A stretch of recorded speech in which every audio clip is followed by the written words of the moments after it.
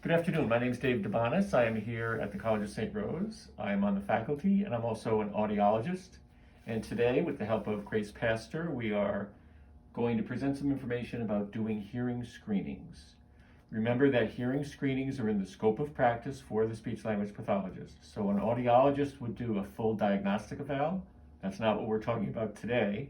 We're talking about a hearing screening, which is definitely in the scope of practice for speech-language pathologists. So it is important that you know how to do this.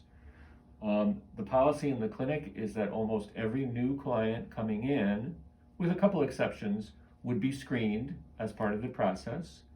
And you also want to not only be able to collect the information, but also interpret the information. And so that's what today's session is about.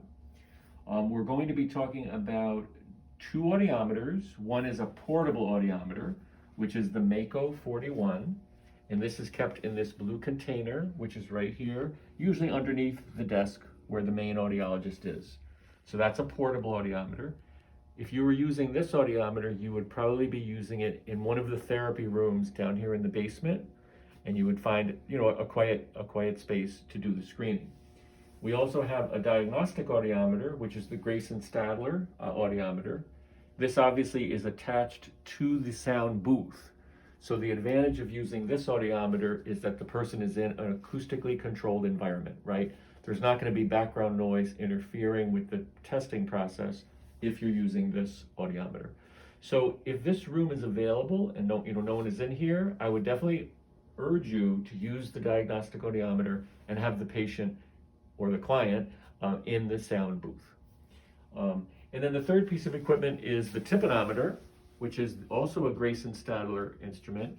This is not a hearing test, but a test of outer and middle ear. So this is to look at things like middle ear fluid or congestion, which you probably know is very common in children. So those are the three things we're going to talk about today. I also have some paperwork that Grace will be providing to you, so you'll have all of this in writing. So we'll go step by step, and we'll actually start with the Mako audiometer. So item 1 on the handout that you'll be receiving says plug the cord in. So that's step 1.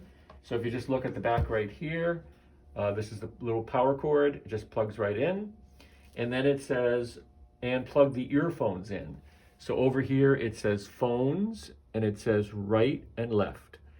It also has color coding. So the right button has red on it, and the left has blue on it. So it's very, very easy. So when you open up this blue box, everything will be unplugged, and you'll just have to plug those things in. Okay? So power cord over here on the right side, and earphones on the left. Okay? So once we do that, we turn the power on, and again, the power cord is right over near the power button. Okay? And then you just wait a little bit for the machine to warm up. And then you'll see these two displays here. It looks like two mini audiograms. By turning the blue and white dial on the far left of the device, which is right here, you set the screening level. So as I turn this dial, you can see that little plus icon moving, right? So I'm going to set the screening level to 25. So there it is right there, okay? And we'll talk more about levels in a minute. One of the things to remember about a screening is you're not going to be changing the intensity level. The intensity level, once you set it, is going to stay the same. You will be changing the frequencies, right? We're going to be testing 1,000 hertz, 2,000 hertz, and 4,000 hertz. That's the recommendation from ASHA. So the frequency will change, but the intensity will stay the same, okay? Person is either going to respond at that level or not respond. If they don't respond, that's considered a fail or a refer, okay? All right, so we've set our level to 25, and then it says, check that phone is lit up on the first button in the middle of the screen. So right here, it says phone. You notice there's also insert and bone and speaker, right? We want to make sure it's on phone. That refers to headphones. Okay? And steady is lit up on the second button. So there's steady right there. So those are set up appropriately. If the frequency is not at 1,000 hertz, use the plus or minus button to change the frequency. So let's look right here. We have, and this is a little bit hard to read, but over here to the left, there's a plus and a minus, and that's going to allow us to change the frequency. So for example, we're at 1,000 hertz right now. If I hit this twice, now I'm at 2,000. If I hit it twice more, now I'm at 4,000, right? So this is exactly what we're going to do for our screening, right? The intensity is going to stay the same at 25. We're going to present the signal and see if the person responds, okay? How do we actually present the signal? We push the blue part of this button. So let's show you right here. When I push this button, the stimulus light lights up. I'll do that again. I push, the stimulus light lights up. That means the signal is going through, okay? So we talked about setting the intensity level using the button. We talked about changing the frequency using these gray buttons over here. We talked about the fact that we're not going to be changing the intensity, we're just going to be changing the frequency. If the person responds to the tone at the level that you've set, that's a pass. If not, that's a refer, okay? And we'll talk more about whether we're actually making a referral, what we're referring for a little bit later. All right, in order to change ears, find the 4 gray buttons that are underneath the audiogram. So here's 4 little buttons here. And you'll notice this first button, it says that I'm on the right ear, okay? I'm gonna push it once, and then I'm gonna push it again. Oh, no, I shouldn't have pushed it again. All right, let me do that. All right, we're on the right. I push it once, and now I'm on the left, okay? So that's how we change from right ear to left ear. So you can see there's really only a few things we need to do, right? We need to be able to set the intensity, we need to be able to change the frequency, and then we need to go right ear and left ear, okay? Very, very basic stuff. That is essentially how to use this device. We haven't talked yet about what do we do with the data. We're going to wait until we get all of the equipment discussed in terms of functioning, and then we'll talk about how we're going to make recommendations from there. Okay? Great. All right. The next audiometer is the Grayson Satter. Now this is, I always say to students, I think it's obvious that A, this is very old, and B, it's not portable, right? It's a big piece of equipment. So this device, again, is attached to the sound-treated booth. So the advantage is that the person would be in a controlled environment. So I want you to use this if possible. So first thing is turn power on. So the power button happens to be over here on the left side of the audiometer. Okay, so we turn it on, and then it takes a few minutes to warm up. And what you'll see is you'll see 1,000 hertz appear on the dial. Okay? Now, the first thing you're going to do is you're going to turn the monitor speaker on, which is right over here to the left. Now, all this does, when I turn this on, see it says monitor speaker, it allows me to hear what the patient is saying from the other room. So it really has nothing to do with how I'm presenting the information to them. It's really so that I can hear what they're saying, right? So let's say I had a person in there and all of a sudden they said, I'm very uncomfortable being in here, I don't want to do this. I would want to make sure I heard that, right? Or I don't feel well, or I have to use the restroom, whatever it is. So this allows me to hear what the patient is saying. So we turn that on, okay? Then it says, set the channel 1 attenuator dial to the screening level. So if you look right here, we have channel 1 and channel 2. We are focused on channel 1. This is the dial, the attenuator dial. And as I turn this dial, I'm changing the intensity, right? So I'm going to set this level. Let's set it to 20. Now notice I'm setting it to 20 here, and on the other audiometer, I set it to 25. Why? Because I'm in a controlled environment here, so I can actually screen at a more sensitive level, right? In the other situation with the portable, I wanted to give that person just a little extra sound because of the noise. So we are using this dial right here on the channel 1 side to set the level. The level is now at 20. I'm going to leave that level the same. All right? And then we go to the next column, which says transducer. And we have three options: phone, bone, and speaker. So let's rule out two of these. Bone refers to bone conduction. We would never do bone conduction as part of a screening. Okay, so for those of you who've taken your undergrad audiology, which is everyone, right? You learned about bone conduction. We would never do that as part of a screening protocol. So that's out of the question. Speaker would mean that the sound is going to come through the speakers that are mounted on the walls.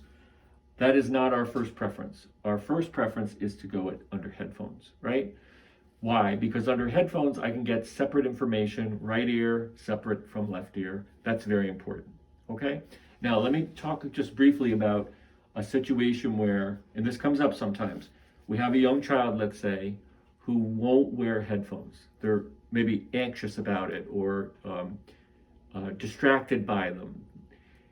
We could use speaker and do a screening through the speaker, but then we would just have to mark down that that was done that way because we really don't know about two separate ears. Okay, so that's something that could come up actually.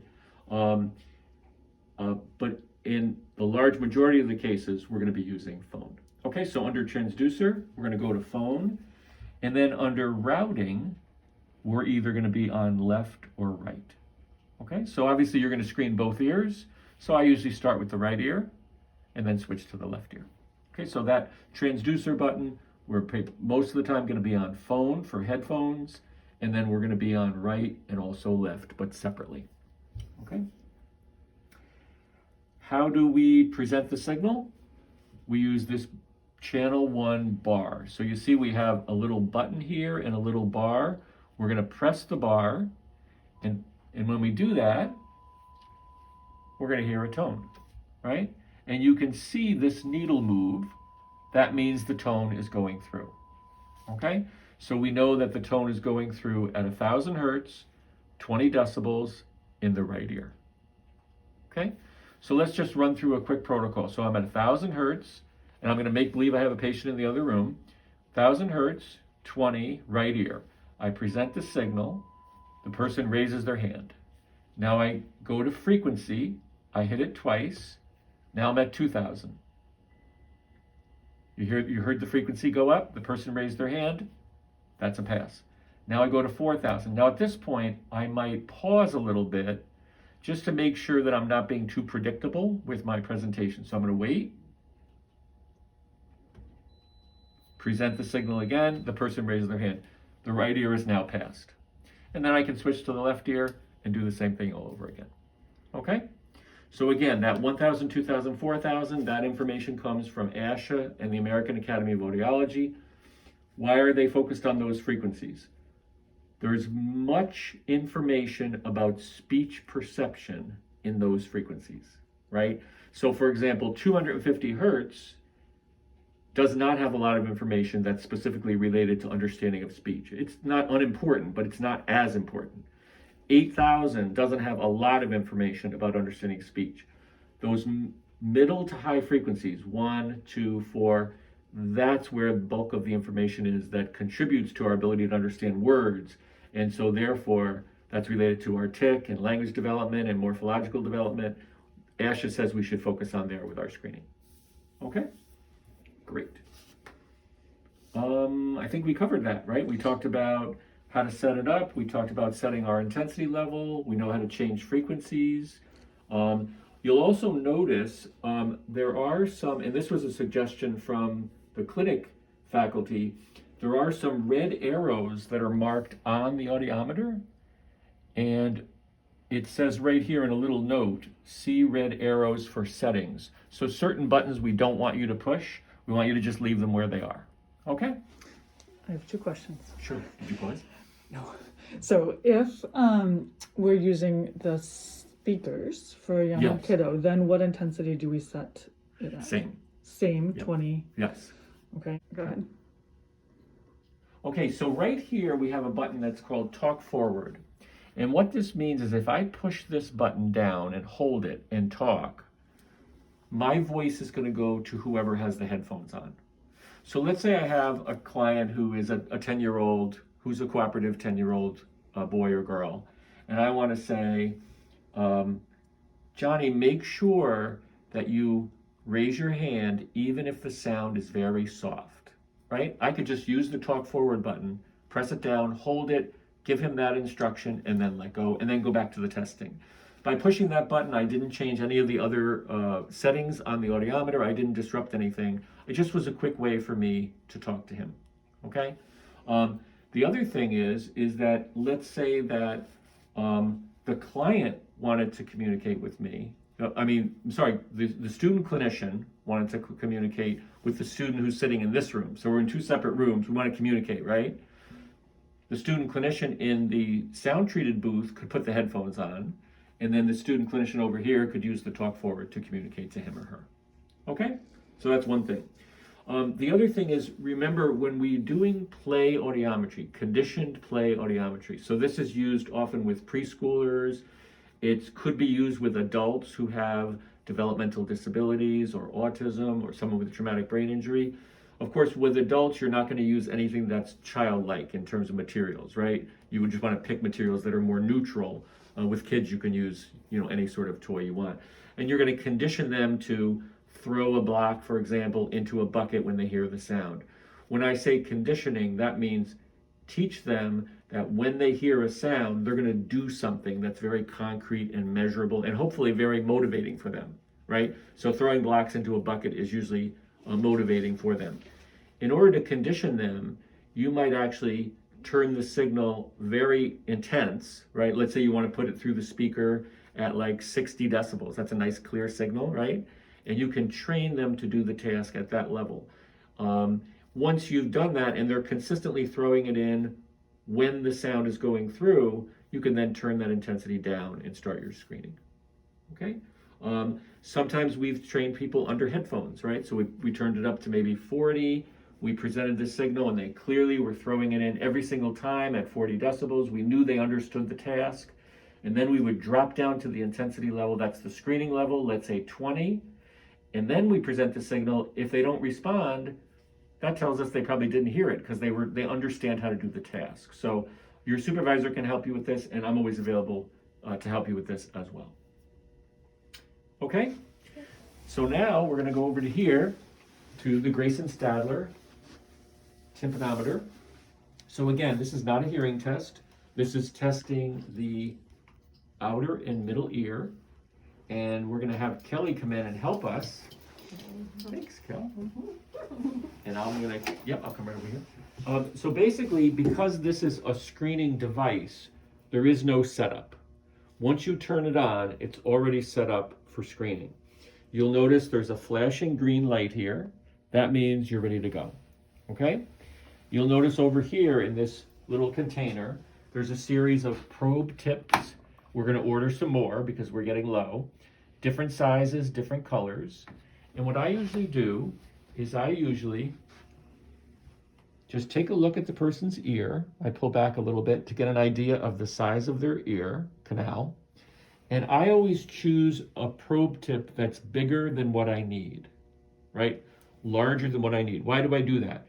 Well, because the idea is not to put this in the ear canal, it's just to fill up the opening of the ear canal, right? So you're just sort of making a little plug there. You're not trying to put something into the ear canal. So I'm going to make sure I have the green flashing right here. I'm going to pull up and back gently on the ear, and then I'm going to just plug that up like that.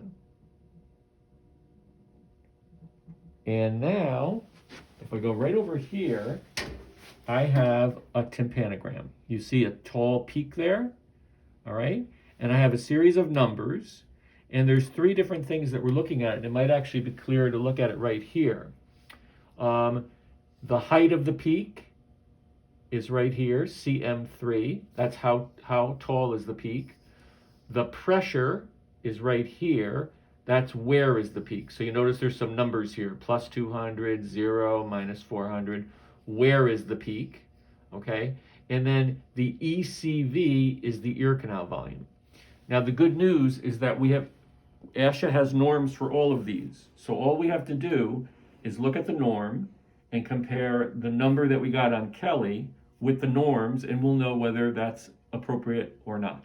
Kelly's numbers are all appropriate. Kelly has a 1.0 for the ear canal volume, that's normal. She has a 1.2 for the height of the peak. She has a -10 for the pressure. All of those are normal.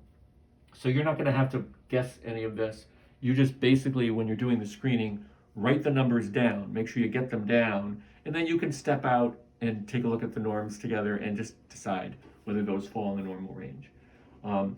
Most kids are fine with this. It's very quick, it's not painful, and this is important. Now let's talk about, Back to work. absolutely. So let's talk about a couple scenarios, okay? Thanks, Kat. Because now it's a matter of putting together the tympanometry and the pure tones. So let's say that someone did not pass their pure tone screening. So what does that mean, not pass? That means that they missed one or more frequency, all right? So they did not pass the pure tones, and they also did not pass the tympanometry. How do we know they didn't pass the tympanometry? Some of those numbers were not in that normal range, okay, according to the norms.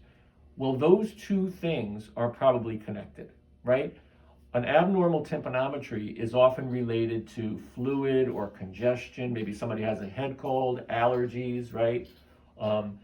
So that could be interfering with their ability to hear. That makes sense, right? Because in the middle ear, you can get fluid or congestion that's in the way. So what ASHA says is that for those cases, we do a rescreen in 8 to 10 weeks. So instead of sending them to a doctor, for example, ASHA says a lot of this sort of thing clears up on its own. They call that spontaneously resolving, right? So let's rescreen them and keep an eye on them.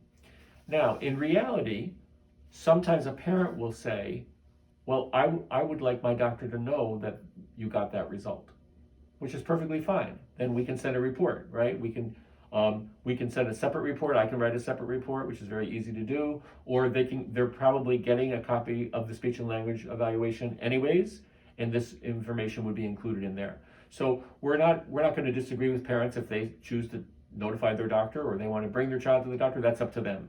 But just so we know what the ASHA recommendation is, that when we're doing a screening, because of how common middle ear problems are, ASHA's recommendation is to take a look at that child again in, let's say, 8 weeks, so a couple months. If they still fail the tympanometry, then it's more appropriate to make a medical referral, because that looks like more of an ongoing sort of middle ear problem. I remember, I used to do a lot of screenings for Head Start in the fall, and, it would be October and the weather was changing and the kids were spending a lot of time indoors. Probably 50% of the kids had middle ear pathology when I would screen them. So it's a very common kind of thing. All right, so that's scenario one. They failed the pure tones, they failed the tympanometry. Recommend a rescreen 8 to 10 weeks. Now here's a second scenario. What if they fail the pure tones, but they pass the tympanometry?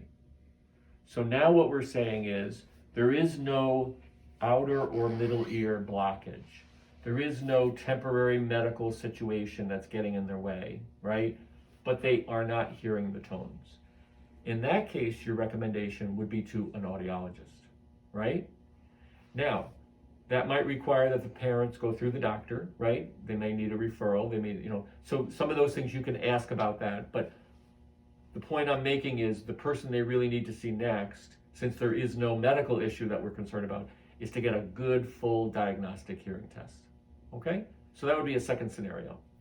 And then a third scenario, which doesn't come up that often, is where you see something that clearly is medical. So let's say you're doing the screening and the mom says, well, my daughter's been reporting sharp pain in her ear and it looks like it's a little bit red and swollen. Okay, well, you would say, have you told her doctor this? Well, no, not yet. That's an immediate medical referral, right? So certain things like that, if you saw blood or drainage or something, I'm not talking about a little bit of wax, I'm talking about, active drainage. So those are the three categories that ASHA really talks about, right? Failing both, failing just the pure tones, and then something that looks like it's a medical issue that has to be attended to. So your job is not just to collect information, your job is to collect information, interpret it, and then make recommendations. Your supervisor is available to help you with all this. The paperwork that I have will help you. I'm available to help you. But I think it's important that we do all of those because that's what professionals do. The other thing I would mention is that sometimes we have a situation where we have a person who's very difficult to test. I'm usually here every day of the week, so if you have someone who you think is going to be a challenging case, or you've tried to screen someone and are not able to, and you would like to see if you can get more results, let me know. I can come down and help in most cases. I also do have a device called an otoacoustic emission device, which is the device they use on newborn babies for hearing screenings. And sometimes I can get that information, and that doesn't require active participation on the part of the client. So that's another option that might be helpful. I think that's it, but I'm going to ask Grace. Grace, do you have any follow-up questions? I don't think so. I think that's it. Okay. We can just take a look in the booth. Yes, let's do that. We're going to go into the sound-treated booth.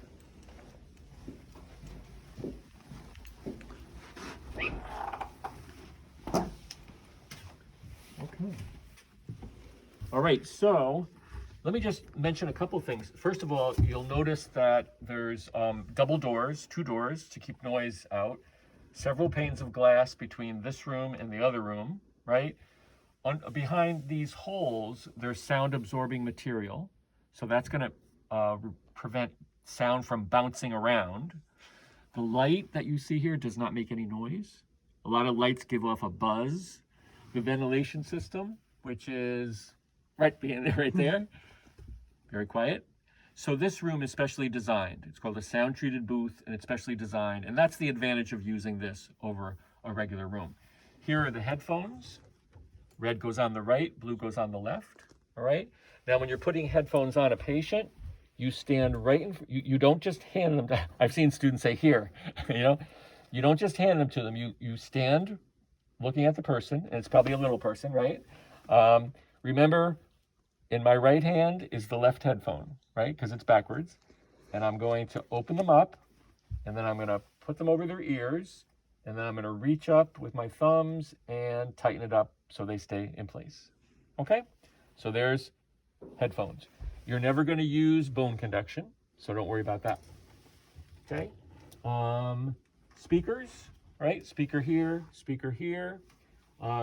blocks, right? So this is often what we use for play audiometry.